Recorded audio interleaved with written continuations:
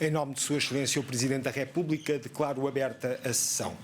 Ao primeiro dia do mês de março de 2018, compareceu perante Sua Excelência o Presidente da República, Professor Dr. Marcelo Rebelo de Sousa, o Excelentíssimo Almirante António Manuel Fernandes da Silva Ribeiro, a fim de tomar posse do cargo de Chefe de Estado-Maior-General das Forças Armadas, para que foi nomeado por decreto do Presidente da República número 17C/2018 de hoje, publicado no Diário da República, primeira série e primeiro suplemento ao número 43 da mesma data.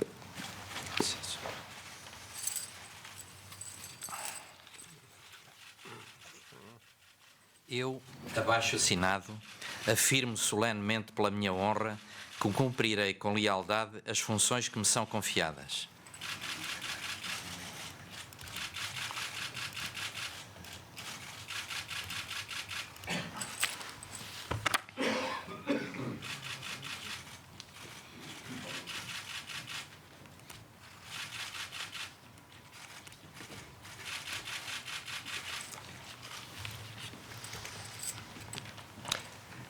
E, tendo prestado a declaração de compromisso de honra e assinado o respectivo auto, por Sua Excelência o Presidente da República lhe foi conferida a posse do referido cargo, em firmeza do que celebrou o presente auto que, depois de lido em voz alta, vai ser assinado por Sua Excelência o Presidente da República e que eu, Arnaldo Pereira Coutinho, Secretário-Geral da Presidência da República, fiz escrever e subscrevo.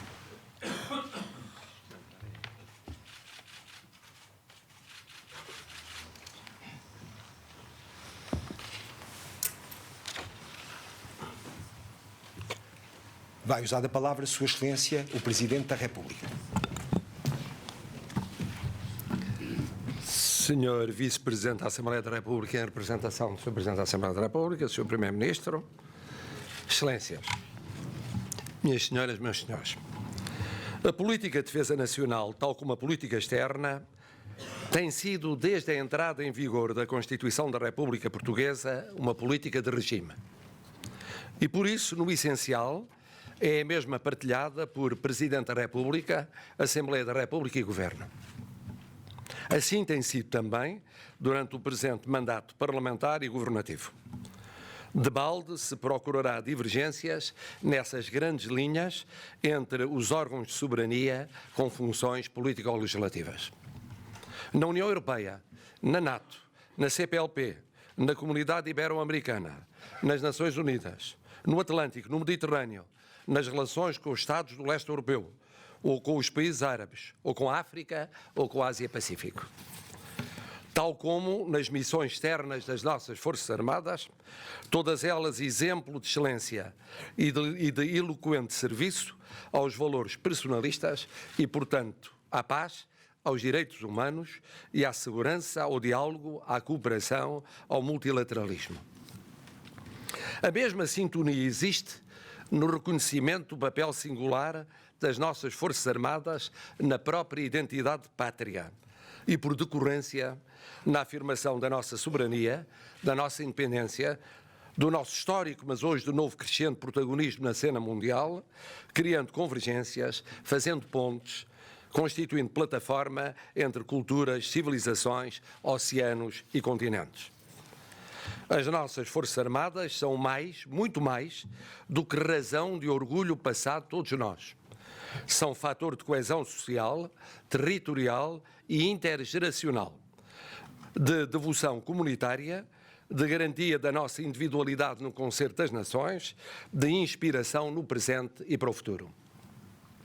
Não basta, porém, reconhecê-lo nos princípios e nas palavras.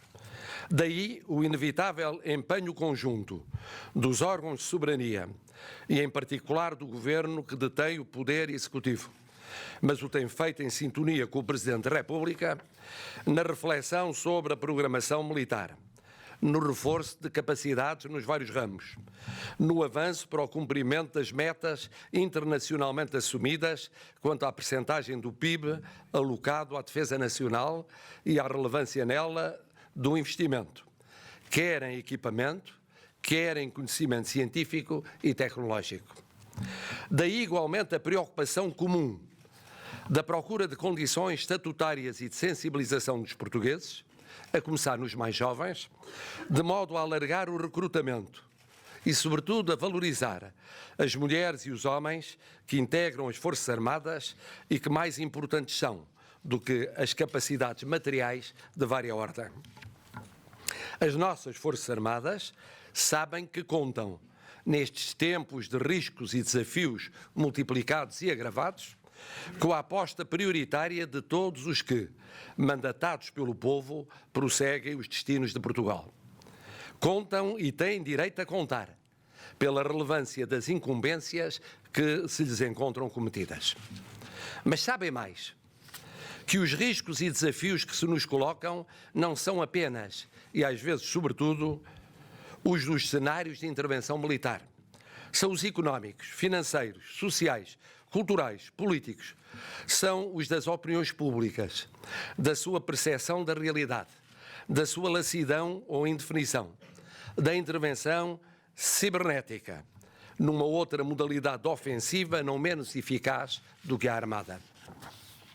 Estamos todos bem atentos, nesse domínio, à necessidade de acentuar tudo quanto reforce o papel, o prestígio, a unidade das Forças Armadas e o seu entrosamento com os portugueses, e de prevenir e evitar tudo quanto atinja tais objetivos essenciais. Nestes anos exigentes, houve que explicar por várias vezes à sociedade civil como são e agem as Forças Armadas.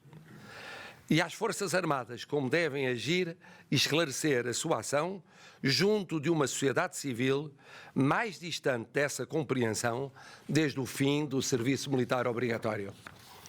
Houve que mostrar que a instituição militar é uma garantia fundamental do Estado de Direito, não uma realidade que com ele conviva circunstancialmente.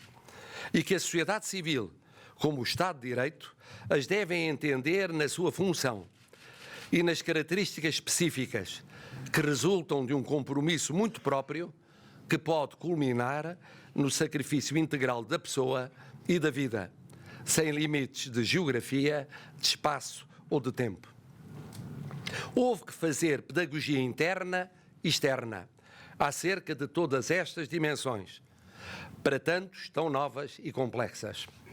Houve que acompanhar com particular atenção o ensino nas reputadas escolas militares, a pesquisa nos estabelecimentos de grau superior, a saúde num quadro bem diverso daquele vivido ainda há poucas décadas, a formação numa permanente confluência entre um indispensável rigor que certifica a qualidade e a vivência em quadros jurídico-institucionais de escrutínio adensado. O apuramento de factos e de responsabilidades, com a clara noção de que o tempo necessário para o efeito era sempre longo demais para a imagem e, mais do que ela, o legítimo amor próprio das Forças Armadas.